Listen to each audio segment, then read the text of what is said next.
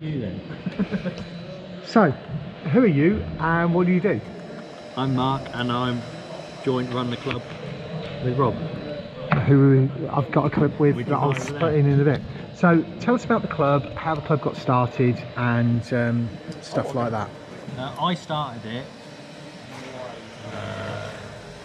7 years ago now, I think Right. it was, maybe even longer, I can't remember. But basically because I like racing on carpet.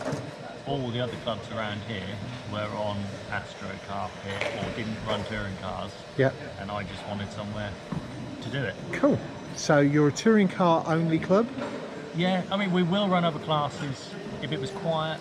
Yeah. And there was say 5 or 6 of the same class of car. Yeah. We'd run them. Yeah. But generally it's always touring cars. Cool. Yeah. Cool. Yeah. So you're just doing some repairs? Yeah, I'm just setting it, or trying to make it straight again for the finals. Uh-huh. Yeah, because I did see you came off a little early on the last... I ended up under someone's bench. Ah, yeah, not the best in the world. So, the club here, how often do you meet? Mostly it's every other Sunday.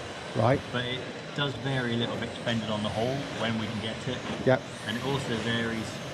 In the winter we go away and we race at a big indoor series, Yep. VWS. We try not to clash with them. Yep. Because there's quite a few people here will go there. Yep. So we, kind of try and fit in with their dates. So normally every other week, but it can vary.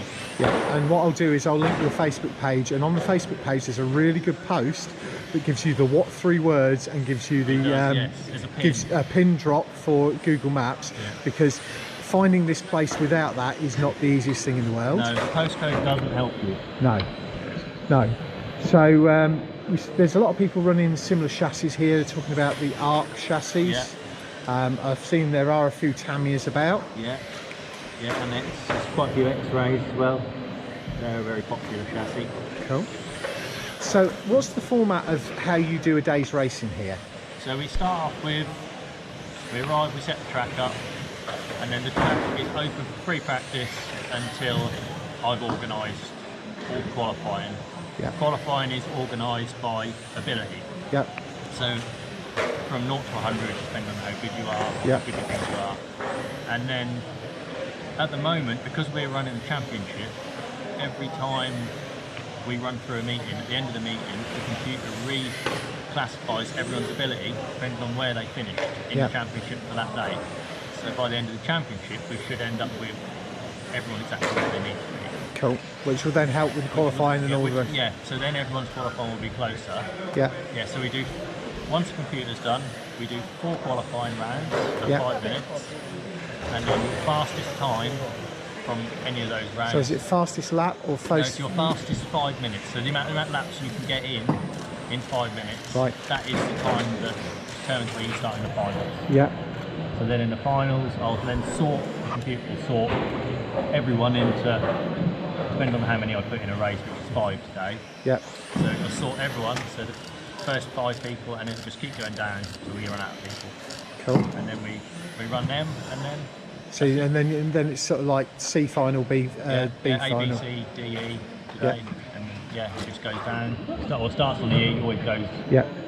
The other way And down. the reason for that is partially because with the tyres and the carpet improving as the day goes on. Yeah, because generally your times should get faster as the day goes on. You get used to the track gets more grip into it. When we pull the track up, you'll see there'll be a black line which appears, which is like your racing line. Yeah. That's where all the grip is. Yeah, because this stuff that gets put onto the tyres. And you can see the rubber that comes off the tyres, that all ends up in the track.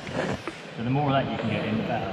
Which is why the A final being the last sort of swan song of the day should be the... should be the quickest, normally the biggest crashes as well. Yeah, the last qualifying there was some interesting bits and pieces going on. But that is pretty much how we do it. And then we put everything away, all goes in the cupboard. Yeah. And then off we go again. Yeah, and for another 2 weeks later when you're back in. We're back again and do it all again. Cool. If we have more than 40 people, then we'll reduce the amount of qualifying rounds to 3. Just because of the time we have, which is one of the reasons why we put it to 2 o'clock finish instead of 1. Just to give us that extra sort of buffer in case anything goes wrong with the computer or the carpet or anything like that. Excellent. excellent. Yeah. And give everybody a fair crack of the whip. Exactly, yeah. It's interesting seeing that, you know, how you set cars up and stuff like that, and check them all. And Everyone does it a little bit differently. yeah, and we don't want to give away any secrets. No, there's no secrets. But no one likes the same sort of car though. So no one, a lot of people don't like other people's setups. Yeah, it's matching the car How and you wanna drive that it. to your driving style. Yeah. Although some people are apparently a little bit like Alan Prost and can change their driving style depending on whether they're leading, whether they're holding off somebody, or whether they're chasing. Yeah. But, Yeah, it is like that. and then other people have a reputation for being very consistent. Yeah, consistent and smooth. Consistency is key. It is. That is how, it's not about going fast, it's about doing the most laps. Yeah, cool. So club fees, membership fee for the club, daily attendance fees and stuff like that. There's no yearly membership fee, you just come when you can come. Yeah.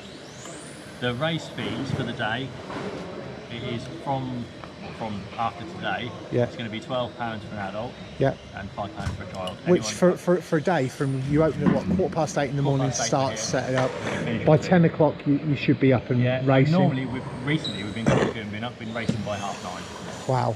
And then you're racing till 2, so that's, considering for £12, that's next to nothing. Yeah. Yeah, it was a tenner, but we had the halls gone up. Yeah, well, you know, everything's going up. Yeah. Exactly, but that for a day out is, you know. Yeah. Yeah, and when it's raining, it doesn't matter. Yeah. It's never wet in here. Yeah. It's always dry. Exactly. Yeah.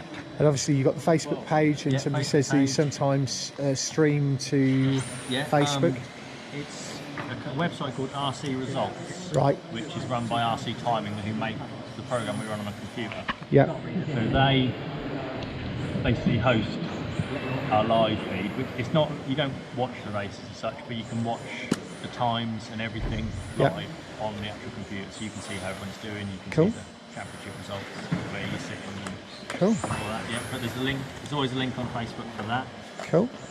We have a website as well, so to be honest, we don't really use it a lot anymore. Well, what I'll do is I'll link all of that in the description so people can find you. It's one of the things I'm building at the minute, is I'm building a TikTok presence, because going live on TikTok is relatively easy once you get enough followers. So it may be that a future race I may be able to go live on TikTok for people to watch live as the other stuff, watching with the other stuff as well. So we are planning on getting a camera so we can film the finals. Yeah. At some point, it's just finding something that's going to work. Finding somewhere to put it where you can see enough. Which is a big issue in here.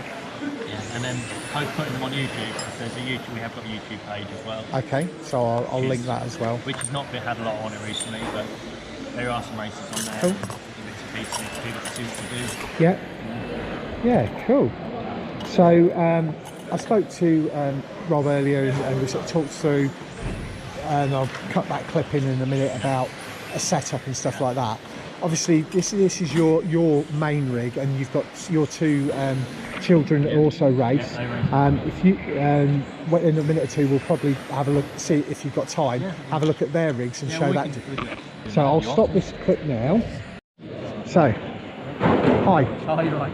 So who are you? Rob Brighton. And you're one of the guys that sort of is behind the club and... Yeah, so there's two of us that sort of really run the club, if you like, me and Mark. And, so we sort of tend to keep things going. Cool. But without all the other guys here, you just wouldn't be anything. So this is your personal rig? Yes. Yep. Can you tell us a little bit about it? So it's an R12.1, it's the latest one from Art Racing Cars, or Advanced Racing Cars they're called. It's running an aluminium chassis, which is sort of fairly standard for indoor carpet racing. 13.5 zombie motor, hobby wing speed controller, zombie battery, and an SRT servo. And it's all sort of fairly standard kit that you just buy, and there's nothing too special on the kit option wise. Put it down and race it. So you can. This is something you can buy. What carpet, what tyres and stuff do you run here? Because I know it's not the same as everywhere. No, so these tyres are the Rush indoor carpet tyres, and These are typically what have been run at the Essex Winter Series, which is a big indoor racing series that most of us tend to go to every winter. Right. So the idea behind that is whenever they tell us what tyres they want to use, we will just use those tyres to get our car set up so we can go to their track and be sort of competitive. We run the same carpet, we run the same style curbs, we run the same tyres. It gives us a real sort of advantage, a head start in it. Cool. And I've also noticed that some people are still over on stick runs, whereas you've got a rather interestingly decorated... Yeah. So it's either wheel or stick, and the wheel's the more common device, and you can get more options with the wheels. Yeah. But some people prefer sticks, and there are still plenty of stick units available, but the wheels tend to be more readily available. So if somebody's starting out and looking to get into something like this, for a basic setup to get them out and racing, what sort of financial investment would somebody be looking at? So our best advice for anyone who's starting would be to look at the used market. Yep. There's always plenty of used equipment about, and you can get some real good quality equipment for really decent prices. So like a used chassis for £200 to £300, or like a really competitive one. Speed controller between £50 and £100. Motors £50, servo £50, and that sort of. So you're looking 400 to £500 could get you up and running. Yeah, I think realistically, it could get you running to a level, no problem. But there's different levels of what you could spend, and it's almost endless. Yeah. But there's a few key pieces that sort of are worth investing in. Yeah. So one of the key things to invest in would be your handset. Yeah, because you'll use that for the rest of the year. A decent handset will you'll use that for years and years and years. What one is it? This is a Sanwa M12. Yeah. And I don't know how many years I've had this, 5 years or something like that. And I've got no intention of changing it. Because I've seen some Fly Skies about, I've seen some Fubitas about. Yeah, so the only thing that say some of the cheaper handsets don't really respond particularly well. Yep. And you can gain such an advantage in your driving by having a decent quality handset. Cool. But it's always quite a tough sell to them. You say, right, you need to spend £200–300 on that, and people will say, well, what's the point? Mine works. Yeah. And you go, well, once you've done it, I promise you would never regret it, and you'll go, why don't I do this as soon? So that's probably one of the biggest things we tell as our advice to people is a decent handset will just be night and day for your driving. Yeah, and I noticed that several of you, or you're pretty much all running carpet additive, which I thought looked like the shoe polish daubers. Yeah, it does, yeah. So with these rubber tyres, to get the best out of them, you really use an additive to sort of soften them up. Yep. And then the additive will go into the carpet as the day progresses, and it'll become grippier and grippier and grippier. So ultimately, towards the end of the day, we'll have the grippiest surface available to us.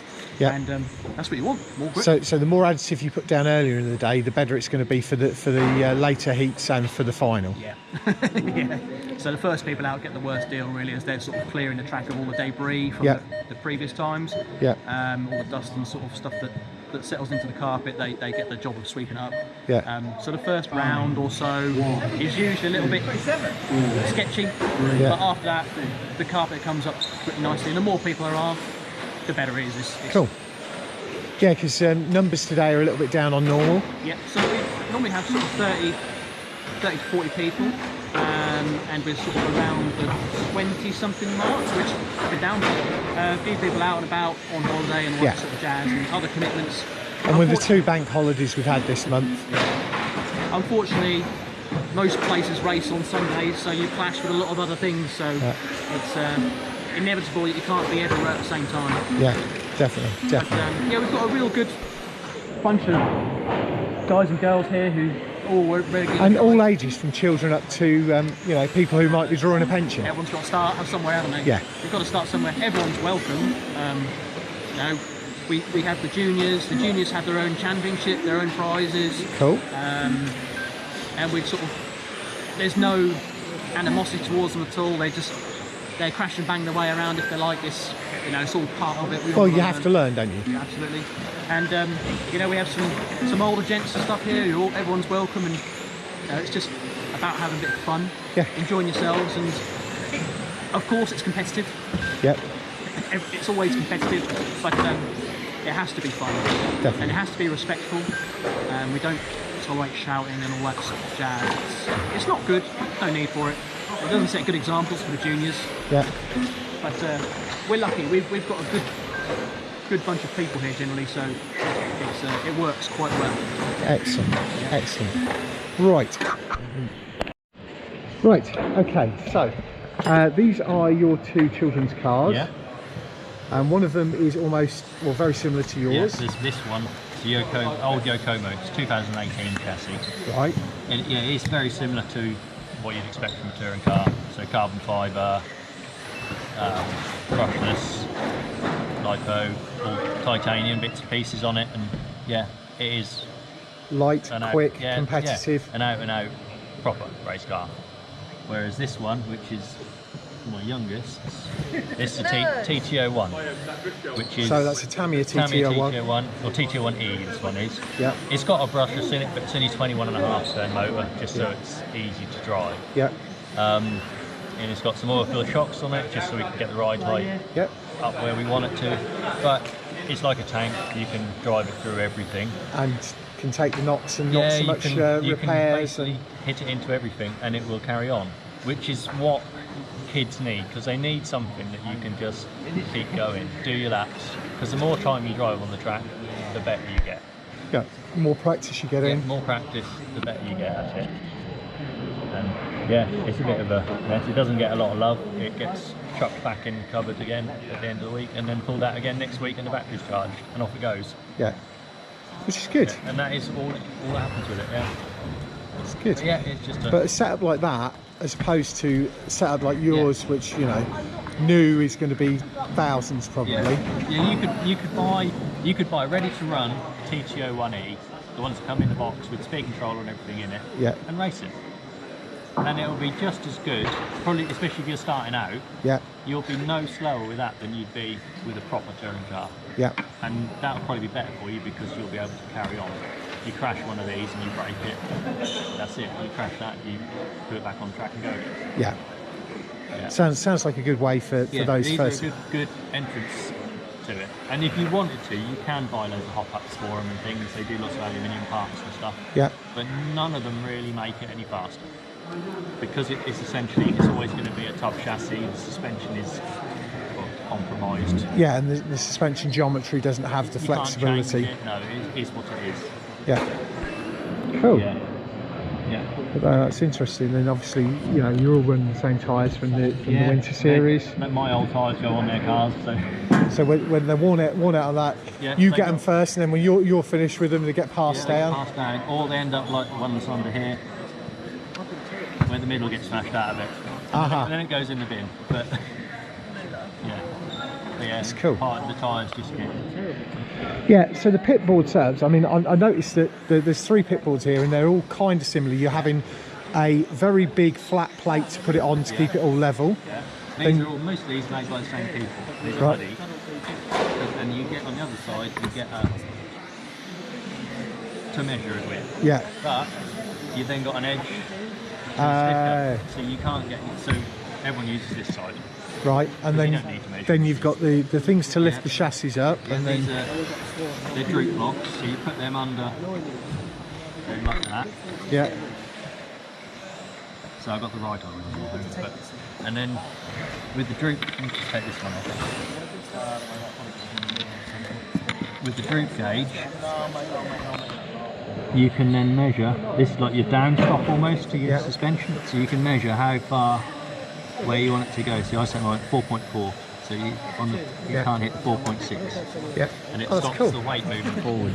And then with the there's a couple of different styles of those. I've seen that you've got solid ones, somebody else has got ones. Yeah, they're all the same size. Well, it's not. They're mostly the same size. Yeah. They're just different manufacturers do different things. And you just do your ride height with them. Right. It's just under here. So you can set it up and change it, and if you find you're hitting too much after one qualifying, we set a minimum ride height of 5mm. Right. Because then it tries to stop damage to the carpet. Yeah. Because even with 5mm ride height, the front sleeves are still hit raw. Right. So you sort of you have to be a bit careful. Cool. Same with body shells. If you see a body shell catching, we warn people and trim it, lift it up. Yeah. Just to protect the carpet a bit, really. Definitely. I noticed you've got both stick and pistol grip radios there. Yeah. I race stick just because it's what I've always raced. Yeah.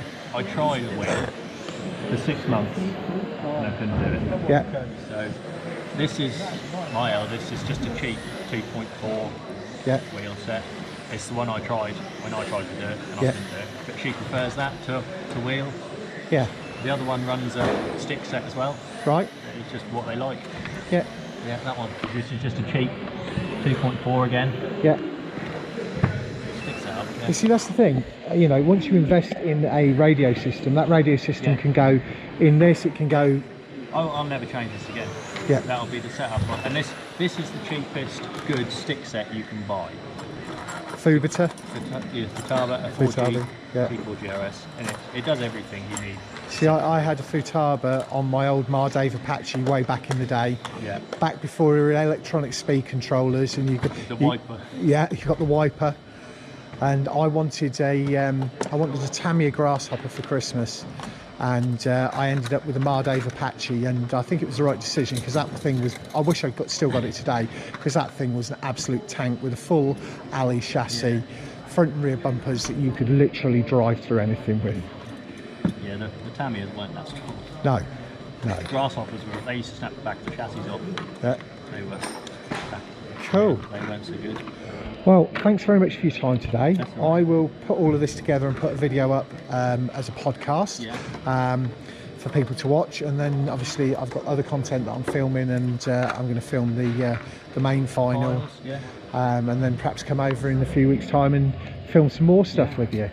Excellent. Thanks very much for your time today, and folks, that's going to be it for this video. Don't forget to do the usual things: like, comment, subscribe, stick us anything down in the comments section, and we'll catch you all again soon.